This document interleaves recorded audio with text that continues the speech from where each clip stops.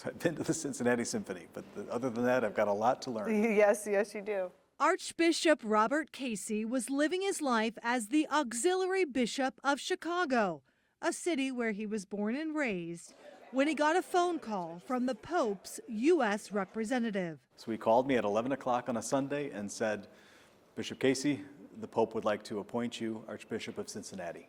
What's going through your mind when that phone call happens? It's exciting. Number one, it's also humbling to be invited to become the shepherd of an archdiocese. It's very humbling. Archbishop Casey will now shepherd more than 450,000 Catholics in 19 southwestern Ohio counties.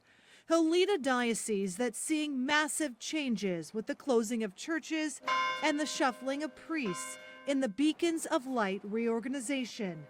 200 parishes are now grouped into some 60 families. I have a lot to learn with Beacons of Light. However, the church in Western Christianity has been going through a time of renewal. And so this is not something that is just being experienced here in the Archdiocese of Cincinnati. It's a reality for Catholics in Europe and the United States as we adapt to this present moment that we're living in. Would you be open to making any changes to the current format? Again, I have to get into the understanding of exactly where Beacons of Light is on the journey, but it is a journey that is both structural and spiritual. The journey of renewal requires us to look at our ability to resource our parishes, our churches, our schools.